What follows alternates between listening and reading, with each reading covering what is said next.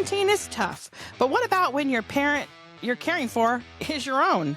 At 55, Mark Steven Porro swapped his carefree bachelor life for 24/7 caregiving, becoming the first time, quote, parent to his 90-year-old, sharp-tongued, guilt-tripping, yet hilariously lovable mom. What started out as a selfless act of love turned into an award-winning memoir called A Cup of Tea on the Commode, filled with stories that will make you laugh, cry, and maybe call your own mom. Whether you're navigating elder care now or simply need a reminder of how love and laughter can get you through life's hardest roles, this conversation will stay with you. Car race. Oh no. Go, Hey, go. friends. Welcome to Jess Saying. Parenting is hard work. We all know this, right? But what happens when you become the parent to your own parent? I mean, right? That's a twist. I'm here with Mark Steven Porro, author of his memoir, A Cup of Tea on the Commode. Love that. Welcome to the show, Mark. I appreciate you being here today. Yes, thanks. It's good to be here. I love the title, A Cup of Tea on the Commode. I just love the word commode. Okay, I'm just saying. Okay, so let's get to some questions. Okay, so let's start from the beginning a little bit. What shifted you to becoming a caregiver for your parent? And what parent? Was it your mom or your dad? It was my mom. I did Your mom. actually a little bit with my dad years earlier, but Well, let's I was rewind. Tell us a little bit of your story, because I think that would make us a little bit more interested in your book, because we're going to find out a little bit about like what the book's about and kind of like, what you've had to go through and a little bit of your story, your journey. right. Well, I'll say when this whole thing started with my mom, I was a carefree bachelor living in LA. I had a snack food business, and I was also an actor there for 28 years. And What were you in? What were you in? Something I might know? I did a lot of. I started out in Hill Street Blues. That was my goal when I first moved out there. Love that. Wait, is it open? Okay. And then the last thing I did, I was a defense attorney who got a 17-year-old girl off a murder rap. That was accused at 17. That was one of the last things. But I would have to say, You're a freaking jack of all trades. Okay, first of all, okay, wait. You're a bachelor at this time in LA, I'm not going to give the year because we're not going to go there. We're not going to age ourselves today. But if we both know Hill Street Blues, and maybe we are going to. Yeah, that's where it started, and then I left LA, I guess, in 2011. And you went to school and you became an attorney, and then you got a youngster. Now she was innocent, right? Like, yes, she was. She was being framed by her horrible high school friends. Yeah, I know. You should write a book about that. Well, it's a typical Hollywood story. So I like to be a little more unique with these things. Typical. Nothing's typical in Hollywood. I mean, they write stories about everything out there. But anyways, okay, so you're carefree, bachelor-free, carefree, and man, you got the high life. You're on a show, right? LA, doing the whole LA thing back in the day. That's kind of cool. But as you get into your 50s, unless you're a big star or have powerful representation, things were slowing down quite a bit. Yeah, you're on the B list, right? Yeah. Well, I don't even know if I was lucky to be on the B list, but. But I had a snack food business I started with my brother, actually, to honor my dad. So that was one of the things what was your snack? Can I ask? It was called Grandpa Poe's Originals, and it was a nationwide thing. It was a half-popped popcorn, something my dad invented in 1963, and it was a secret family. Wait, what's a half-popped popcorn? That's something my dad invented. So it's a little golden nugget. It's popcorn that doesn't become big, fluffy white. It becomes a little golden nugget. I used to joke, I said, it reaches half of its potential, because as it's popping, you say, you're a loser. You're never going to amount to anything. And it only becomes a little crunchy nugget. Isn't that a corn nut? No, corn nut is toasted. Those are big corns toasted. So this thing was a special process. And we were the snack of the day on the Rachel Ray Show, and we were in a lot of natural food because we were organic. So we were in Whole Foods and Wild Oats, and then we got in the Safeway national distribution through the Safeway stores, and that came out of the Rachel Ray Show. And wow. So it was a very cool thing, but it ended up being almost a one-man operation because I had a factory that I built in LA, and I was a design major in college, so I had a design degree. So I designed all the equipment so Wait, I wait, could wait, kind of wait, run wait, this wait, thing. wait. Back up, back up, back up, back. So design and you went and got a law degree? No, the law degree was my acting.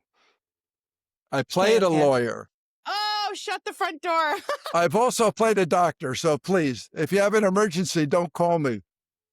Okay, so see, okay, blonde moment. I totally thought that you were an attorney. I'm like, I am so sorry. Like I'm like No, so I'll take enthralled in it. what you're doing, and I was so following you, I thought, and I totally missed that one. Okay, so you played somebody who got a 17-year-old. That's why I was like, that's why I thought you should write the story because that should be a Hollywood movie. And you played that. So Yeah. Well, I'm actually, sorry.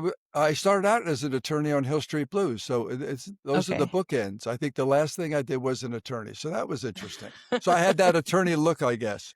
Yes. Okay. And So then we're at the snack foods, which were you the one doing all the work? Is that why it was a one man? yeah, I built it. Yeah. My brother was on the East Coast doing sales and helping finance it because it went through some struggles because if you're a we were up and coming company. We started in the stores in 1998 and we made a big splash very early on. And so the big guys come after you. And if you don't want to Yeah. team up with them, then they try to cause some trouble. So You probably should have organic sold it to the yeah, piglings. I mean, that was an idea. I think later on we had some opportunities, but we wanted to build it up ourselves because we were honoring our dad with this Right. snack, and we did, and then we had some opportunities that uh, could have happened, but it didn't at the end. And then this thing with my mom came in 2011, and so that took priority. So I moved back to New Jersey. I still kept the company alive. I would go back and forth from coast to coast every few months, but the top priority was taking care of my mom. So I moved back to the house where we were all raised, me and my five siblings. So I'm living in my mid 50s with my mom, and I had no children. So my first kid was an 89-year-old lady. So you were still a bachelor at the time, right? When you were, Yeah, did never you say? married, still no kids. I Yeah. already did that was my parenting, and so So that was enough what, for me. okay, you've lived everywhere because right now you're in France, right? Yes. So where were you with if you don't mind me asking, like what state, were you still in LA or where Yeah, would I you, was living and working in LA, and but my then with your mother mom? she was in New Jersey, New Jersey, New Jersey. I'm sorry, I didn't hear and that. Okay. in the same house that we grew up in. So I moved That's back kind of there cool. and then became a parent. Yeah. So most memorable, maybe funny moment with your mom? Will you go Uh, there? well, there's lots of them, but well, first of all, it's rare for a son to take on the job, right? So Yes, that's so true. We were talking about that before. It's usually the wife. Like if it's your husband's mom, it's usually the wife that does it, not even the son. yeah, And in your case, you weren't, it was your mom and you picked up because do you have a sister? I have two older sisters, one younger sister, and two older brothers. You I have a think big just clan, yeah, well, in the Catholic Church, no, we were very small. I guess. There were I mean, families I'm with I'm a four. My 14, mom had 15. four kids, so when Yeah, we raised Catholic, but I mean, four was a lot. I think. I mean, yeah, that's a lot. yeah. We were one of the smaller families in our town with the church. So anyway, I think circumstances just kind of played out that way. So my older siblings and my younger siblings, she pitched in when she could, but I really felt my mom deserved better, and so I took it on, and it was Was she actually ever very cool. was But she ever placed in like a facility first, and then you no, decided that no? So you just basically said, no, we're not even going to go there. She's going to be in the house that we were all raised in, and I'm going to right. make her feel as comfortable as possible Well, during this. what happened, there was a near-death experience. So I get a call from my brother who was back in Jersey, and he said, "Mom is just shut down and hospice is called, and, no medical reason. It seemed like she willed herself to die. she was not happy, and she I did hear suffer that. from I've heard that before. I've heard yeah, that a lot before. So yeah, that's yeah. terrible. So we went back, and hospice was there. We had a priest deliver the last rites, and so I wanted to, along with my younger sister, hang out with hospice because we wanted to take part in caring for our mothers as long as she wanted to be there. At this point, we didn't know if it was going to be days, weeks, or whatever. And so we learned a lot of tips and tricks from hospice, which was great. And I think my mom sensed that love was back in the house. And because we all cared and we didn't want her to leave. And after a few weeks, she snapped out of it. Well, And mommies always love their sons too, by the way. Like well, I can't say she actually said I'm not a favorite, but um, front door. yeah, yeah, yeah. But I would say that the first thing is you're seeing, at least for a son, I'm seeing my mother naked for the first time, and she's 89 years old and on her deathbed. And but I had to learn how to sponge bathe and take care of. She had bed sores at the time, and changing diapers and all that stuff. And so that was, I guess, the first situation that was a little shocking. But later on, I mean, she had a really good sense of humor, and luckily, she and my dad both passed it on to the kids. So whenever we're hit with something stressful or dark, we usually go with the humor. And so one time, I am changing her diaper, and the process of getting her, I gave her 2 sponge baths in the morning and at night. And at night, it was a process. You get her on the commode, you change the diaper, you sponge bathe, you take care of any medical issues, and I'm just about to tape up the diaper, and she starts peeing on me. And that's cute when you're a new parent with a little, Right. infant. When the little It, boy does the little thing and yeah. pees in your face. My son's done that to me. It was really gross. Like Oh, all right. Well, now maybe you know yours, you can but yeah. relate. So, Yeah. it's like, it wasn't cute when it's an 89-year-old mother. So I'm going, "Mom, come on, why now? What is this?" And she says, "It's natural." And so, at that, and so how can you get And mad? it is natural. Yeah. I mean, And she had no control over any of her body functions at that point. So it's like you go with it, and she was cool with it. So I had to be cool with it as well. So that's kind of how things started. like you kind of have to roll with the punches, really. I mean, now they have those showers that you can sit in. Like you can bathe in like those bathtubs that you Yeah. sit Yeah. in. Yeah. And then, I mean, they're kind of like pricey and I don't know if you can get them in where you're at, but, um, I mean, I kind of feel like that might be where I'm going to go. My husband is 9 years old, 9.5 years older than me, and he is 6'6" and a big dude. And I now I'm thinking like, what am I going to do when it? Because I think I mean, I think that is going to be the case one day, and how am I supposed to? How do you handle somebody? I mean, you're physically strong, I guess, but I mean, you have to lift them. Yeah. I mean, do all the work. I mean, that is a physical job that I don't know if I'm going to be able to do. And it's kind of scary. I mean, I Yeah. hear your stories and I think it's great and everything, but then it just makes me start thinking about my own life. Like, crap, now my mom is going to eventually going to be in this position and I'm like her best friend. And so, but I don't think she wants to live. I live in the middle of California and she lives at the beach. So I'm pretty sure she wants to stay near the ocean. Yeah. And that's my only save. I love your mom. Like, I know you're going to watch this. It's my only saving grace that Hillary lives near the beach because I'm like nervous. Like, but my husband is a physical therapist. So in the event that my mom needs to come to our house, I will have at least him to help me lift her and do things and all that. Right. Yeah. But you were able to do that. Luckily, maybe that's another thing too, that I don't know, maybe your sisters were thinking like, you're the strongest. You know what I Well, mean? I don't I'm the tallest, so and the that tallest. wasn't it. I think. Well, you learned again. You learned the tips and tricks from hospice, how to get them in and out of the bed, where they're safe and you're not hurting any of the limbs or anything like that. And so, but there were times where I did have to carry her to the car, or carry her upstairs, or carry her to the basement. And yeah, at that point, I was physically able to do that stuff, and so that came in Well, she was handy. lucky to have you by her side. I mean, obviously it didn't end well. I mean, obviously, because, I mean, end of life happens to everybody. So when mom passed, right? Did you write Yeah. is that why you started the book, The Cup of Tea, or was there a different, a cup of tea on the commode? Sorry. I just love that word, commode. Okay. So I'm sorry. Well, you just ruined the ending of the book. Wait, Damn. did I? Well, no, Yeah. because it's in the title. Oh, am I? Did I? I'm sorry. No, I'm kidding. No, it's yeah, obviously, yeah. So yes, Don't. I'm blonde. I can't even half the time. mom has passed. So originally, I have a habit of recording family history. So when I was taking care of my mom, I just took a lot of notes. I didn't know what I was going to do with them, but I didn't. I was privy to some really fun conversations and some lovely moments, and I didn't want my siblings or nieces and nephews to miss out on that stuff. So I just started That's so recording sweet.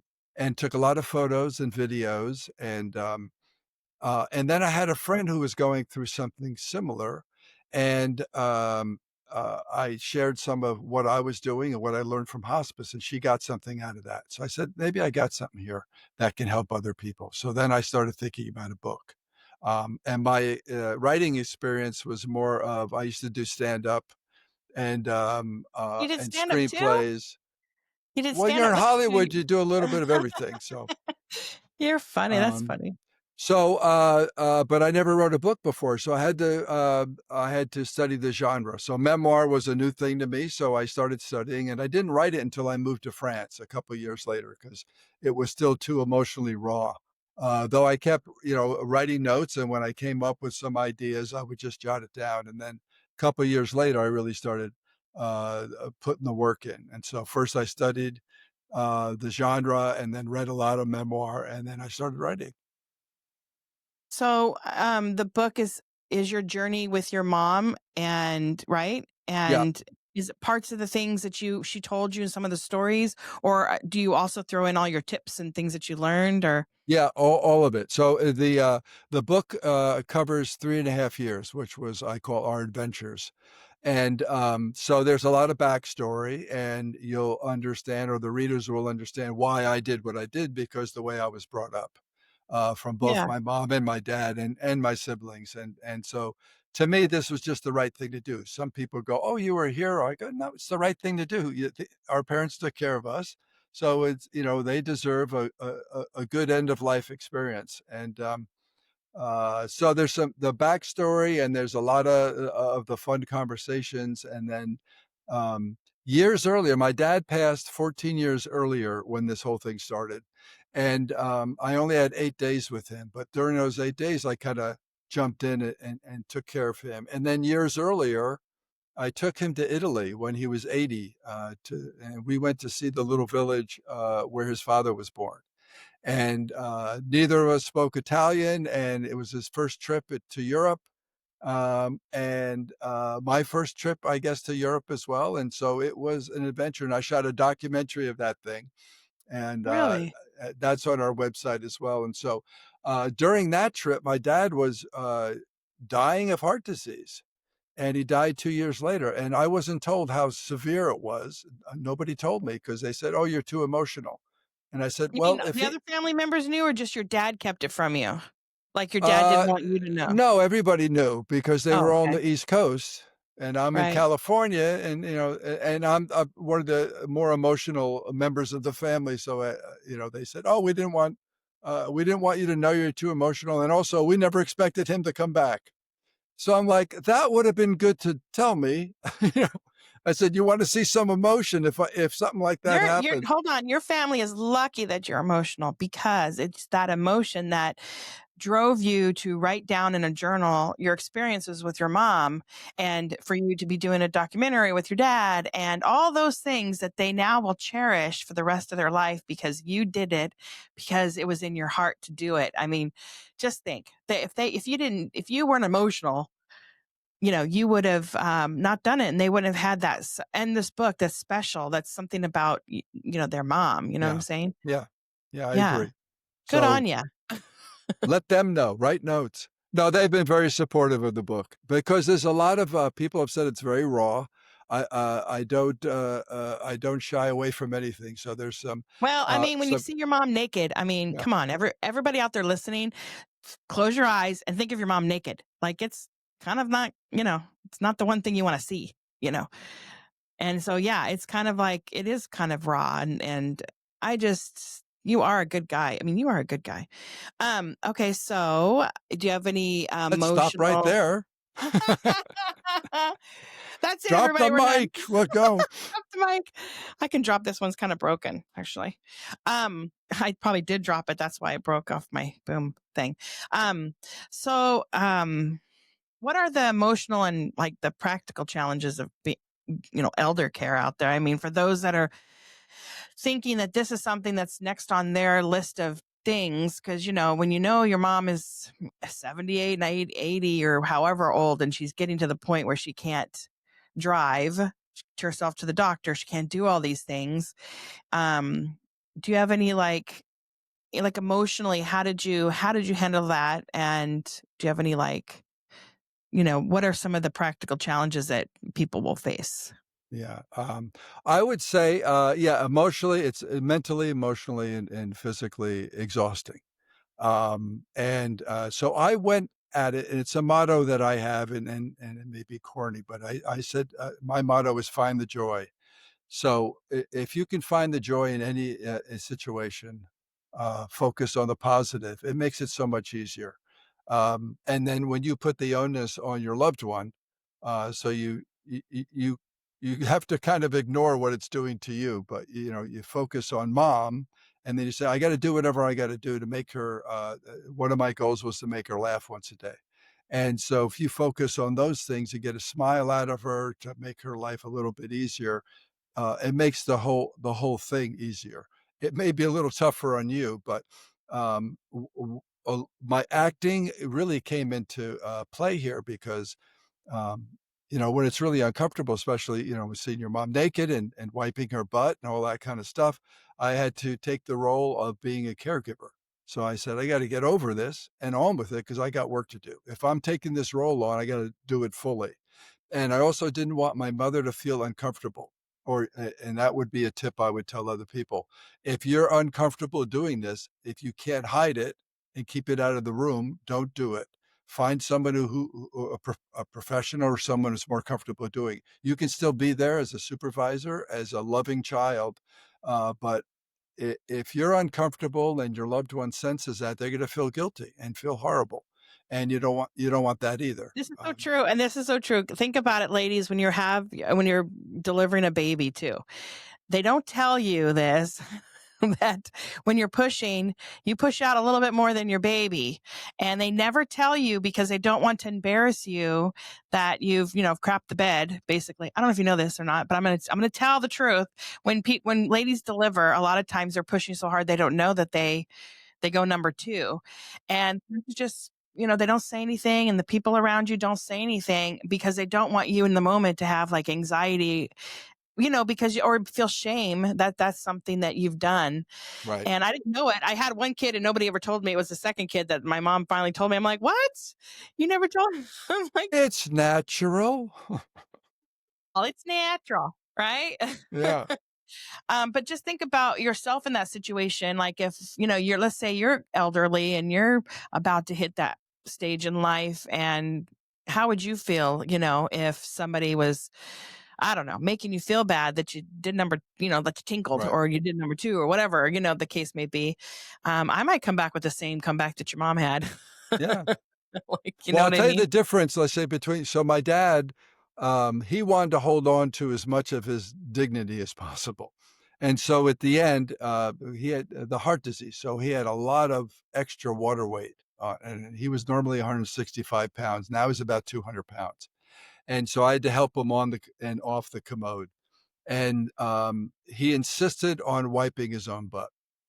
And so my mom and he had a routine. And so my mom would stand at the ready with the roll of toilet paper, and I would help my dad up. And he says, "Give me 2 sheets."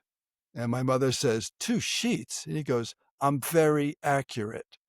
And I almost dropped the guy. We all three of us burst out laughing.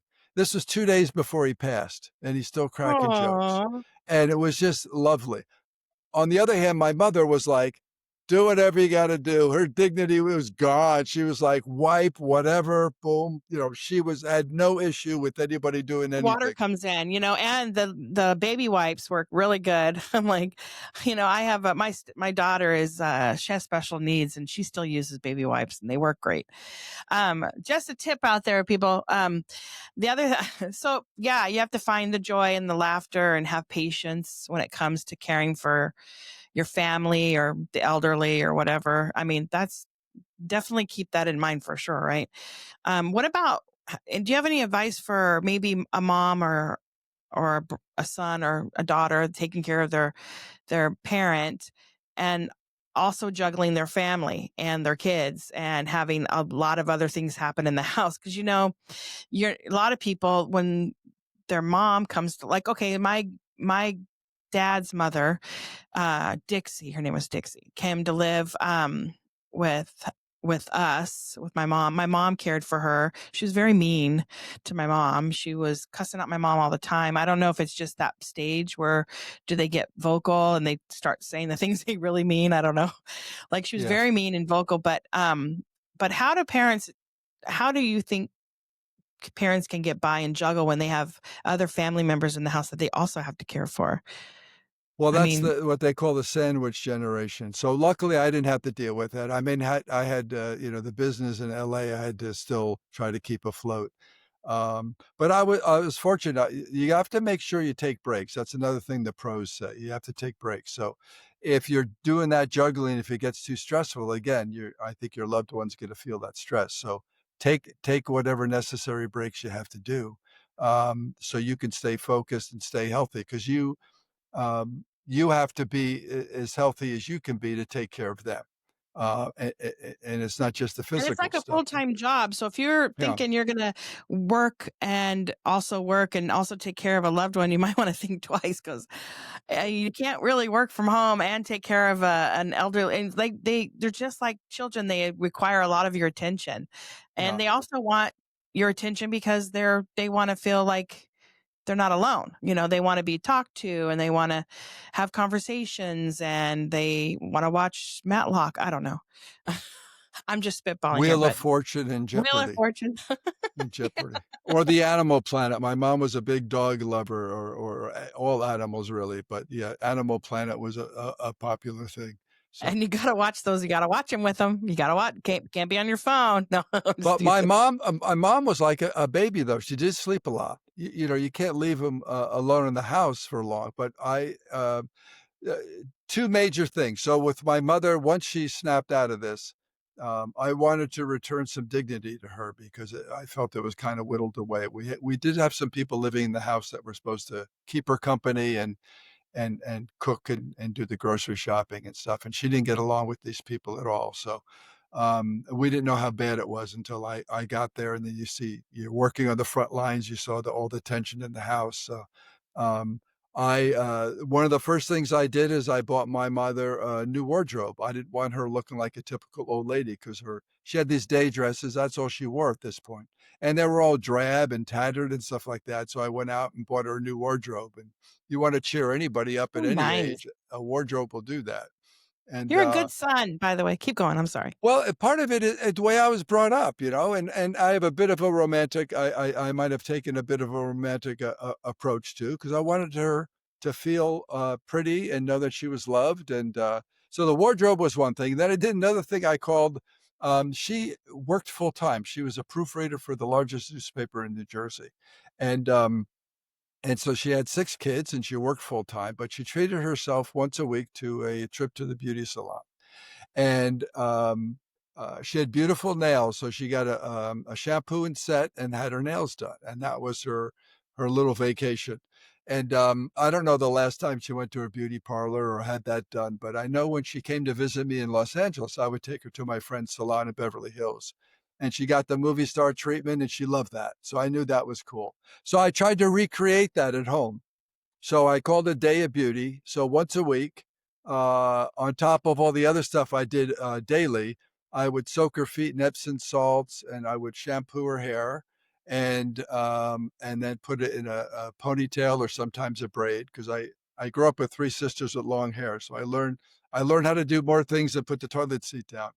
And so those things all came into play during this. And I gave her a full body massage and got her all ready, and she put the new wardrobe on, and then I gave her lipstick, and then I did her nails. You know what And you did is you restored her dignity is what you did. yeah, yeah, yeah. Yeah. And it was lovely. So I just thought it was a nice gesture, no big deal. And so she goes in the wheelchair, and then I'm wheeling her into the kitchen for breakfast.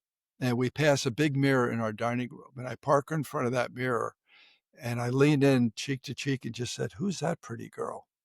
And she just beamed. And then I realized how powerful this thing is. And the lesson I learned is wanting to feel pretty does not fade with age, you know? And so every day I parked her in front of that mirror and said the same thing, "Who's that pretty girl?" And it was great because she loved it, and it was infectious because everybody saw how well cared for she was, but also how pretty she felt. So Yeah. she got the wardrobe, she's, someone's caring for her makeup and hair, and her nails were like the crown jewels. I had to be very careful with those things. And, it was very cool, and that probably did more for me than it did for her because it just felt great. Seeing your mom smile it was lovely. You know what it is like you kind of just returned what she did for you growing up. You just returned it back to her like, okay, this is my turn to give to Yeah. you. And that's very special. So because you're a great son, but there are other men out there that might not want to take on this type of challenge in particular. What can you give like words of encouragement or advice for them to really take on this role and um and what it did for you? I mean, I know I can see what it did for you, but I mean, what words of encouragement can you for a man that maybe is hesitant Well, to I would take on say this? yeah, I'd say again, if you're not comfortable doing it, don't do it. Yeah. You can help in other ways because out of the 6 of us, 2 of the 2 middle kids, my older sister and older brother, were hands off. They helped around, the house and did other things, but they were not comfortable, changing diapers or anything, and that's fine. You gotta find, what I say, your wheelhouse. I loved it, and I put as much let's say, focus and 100% into it, and You maybe know, that's a bit rare. like my husband, I can tell you right now, he would do it because he works in a hospital and he actually works with elderly at times because when they get out of the hospital or when they're ready to go, he lifts them up, he walks them around, he checks them out, make sure they're good to be on their own, that they can weight bear and all that stuff. But I can tell you, he has a thing with bodily fluids. If he had to clean up, like he can't even like lift up like if the dog, my dogs, I have 3 French bulldogs and they end up going in front of the front door, like it's tile and everything. But when he goes over to clean it up, he starts coughing and he just can't do it. So he is the type of man that just couldn't, he'd have to Yeah, be yeah. the muscles and he'd have to work in tandem with somebody because he's just couldn't do it. Like physically can't do it. Like his mind cannot push him in that direction. So I guess you do have to know if that is your type of thing. And but you can contribute like you said in other Yeah. ways. He could be the muscle and he could, help her with because he's a physical therapist. So he could help with the physical therapy part of it. And then I can do, I mean, it would be better if you had help, right? I mean, it's not easy to do alone. So And if you yeah, if you could get a care nurse, any professional, if even if they could just come in and do, getting her ready for bed and getting her ready for the day in the okay, so I mornings. want to pivot. It sounds okay. I want to pivot to you as the author. Okay, so Okay? let's discuss. I hear you have some literary awards, right? Like 16, was it? Did I hear that right? So far, there's another Yeah, one what that the may heck? be coming. A number one in elder care, right? It was for a short time yeah, on Amazon, so I think in a couple of categories it might have hit number 1, and, it's nice. The book has been out for over 2 years now, and it still ranks up there. Well, you and the know what? bestseller thing, which is cool. Because everybody is going to hit this stage in their life. I'm hitting that soon, It's not a subject that's gonna go out of style. Yeah, yeah, which is right? very cool. Yeah, yeah, yeah. Yeah. So, and it's also now gonna be published in China and in South Korea so far. So, we're starting Wow. to spread out in the world because again, International. yeah. Man of So mystery. it's very exciting, and I know it's tickling my mom. Oh, I gotta tell you a weird story. So, I live in this little village in the south of France. And my girlfriend's a real estate agent, and she knows, through the book and stuff, she never met my mom, but she knows what my mom looked like. The other day, we have what they call on Saturday Market Day. It's a big, like a festival thing in the town. And so she came to work and she saw this older lady and she goes, "Oh my gosh, I know that woman." And then she goes into her real estate agency, and the lady is peering through the window, and she took a couple pictures.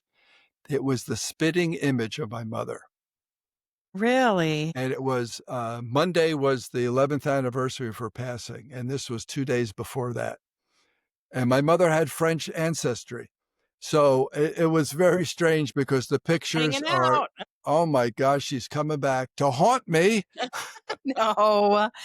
No, sometimes they're there to just I don't know. I always It's a feel like reminder. It's yeah, lovely. yeah, It was a lovely thing, and I'm glad I didn't see her, I think because the photos are so close. If I met her, it may have ruined the idea that it was my mom coming to visit.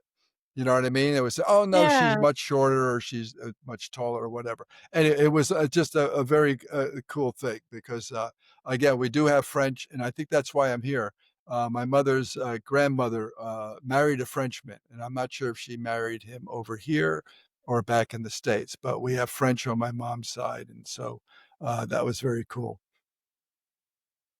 Okay, so I can tell you from I also wrote a memoir, Bucket List from a Redneck Girl. And but I learned a lot along the way as I wrote it. And in the very end of my book, it's like I grew up kind of as I wrote the book. I grew up and I don't know, I found things that I didn't realize after writing, putting all of that stuff on paper. I had some aha moments. So how, because I believe storytelling can heal both the author and the reader, right? So Right. don't you think that's true, especially in your Yeah. case? How do you feel after you wrote your book? Well, especially with memoir. Memoir is, a process of really self-discovery, and so, we had a lot of backstories, and when you open those, memory doors, boy, they just keep opening, and so I have memories back, which is when I was 2 years old, a couple of vivid ones, and one of them's in the book, but so overall, I would say this was the discovery that well after the book came out, and it's during some of these interviews, some things come up, and I said, if you look at this story or you read it, it sounds like I went back to rescue my mom. And in a sense, I did, right? I went back and she lived another 3.5 years from her deathbed on. But after writing and having the book out and doing interviews, upon reflection, I think my mom kind of rescued me because I'd done a lot of interesting things and some good things in life, but nothing really that meaningful since I have no children and was never married. The business was very important because that was honoring my dad. But this was the most important thing I did in my life. And whether she was conscious of it or not, she gave me that opportunity. And luckily, I was smart enough to jump on it because I think it made me a better man, and it certainly helped me in let's say, the grieving process because um, d- It was the during this greatest. whole You got a great gift at the yeah, very end. You got the gift of, and you got the most gift. Your brothers and sister are your sisters, right? You have no yeah, brothers. no, two brothers, Two brothers. Okay, your two brothers and you have six. torturous older brothers. I know I have an older sister, older brother, younger sister. Um, so yeah, but I feel like you got the best gift of all. And then not only that, but you're turning around and you're giving a gift to everybody else by telling your story and putting it out there. So people that are struggling with possibly going through the same thing or about to, and they're not sure, it's kind of uplifting and it's encouraging. And it's actually, I think, what you're meant to do. Like God Yeah. put things in front of you and have to go through certain things so that you can come out on the other end and help other people. And that is how the world works, Yeah. I how think, it's, yeah, if there's any certain, if I took any different roads in life, this may not have been something I could have done. right. And So now yeah, you there's have a all these reason. awards. You have all these awards for your book. Your book has touched so many people in so many ways. You've helped more people than you know. I mean, I just think that's really special. I just think that I mean, I want to give you a chef's kiss. Mwah. That's Thank if you. I can. Yeah. All the way across the ocean. It's fantastic. Yes. I Yeah, mean, yeah, it's like noon here and it's like 9 there at night and yeah, you're taking the time to be on my show. It's so awesome. yeah. So where can people find your book? You said Amazon, right? Is there any other place? Amazon has there's 4 versions. So there's the ebook, the paperback, large print paperback, and the audiobook, which I recorded here in France. And that has Really? some fun production stuff, sound effects and things like that, which are And kind of fun. did you talk through did you do your audiobook? Of course. Yeah, yeah. Uh, Yeah. And there's wrote so the music. There's music and Really? Oh, oh, okay. So sure. someone's doing my audiobook for me because they won't let me talk. And then my friends are like, no, dude, the way you say it, the way you read it would be so Yeah. perfect.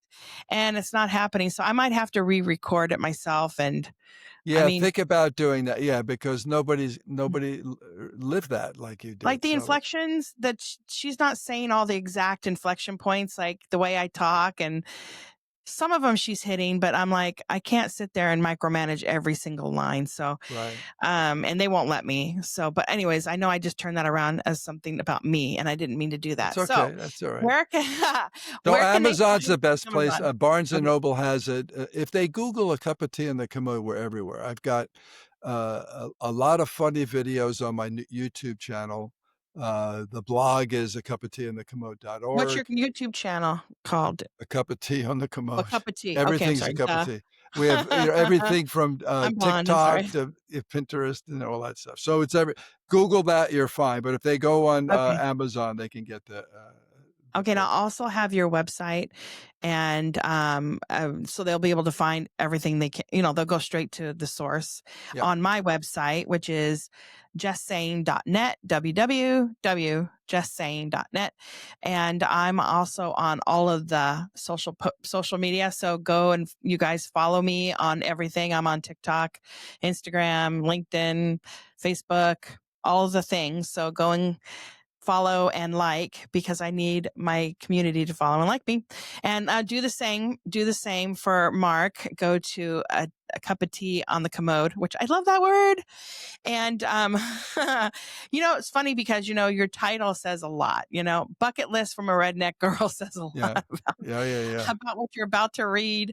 And you're going to find a lot of good things in this book. It's we're going to love and we're going to have laughter.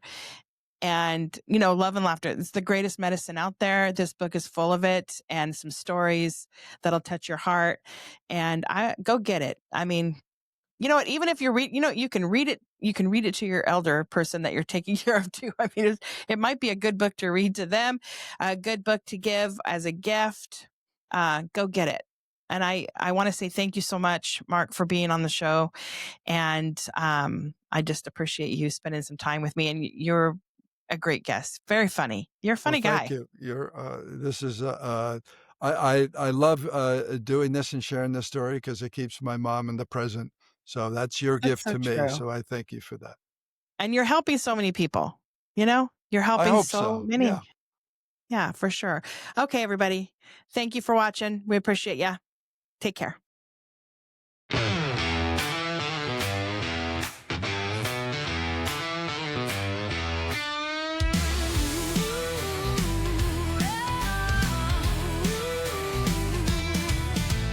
Gather around when the sun dips low, talking about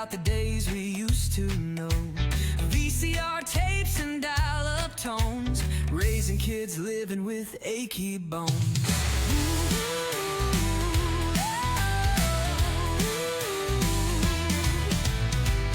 Leather jackets and big hair days, now it's carpool lines and PTA. Neon dreams turn into schoolyard fights, but our hearts glow in retro nights. We are Gen X, living both worlds. From cassette tapes to a digital world. Parenting now with a nod to the past. The retro love we know will last. We are Gen X, living both worlds. From cassette tapes to a digital world. Parenting now with a nod to the past. The retro love we know will last.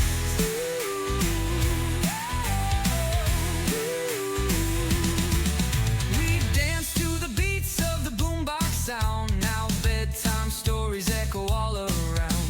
But deep inside we're the mixtape kings, still fighting life with arcade dreams.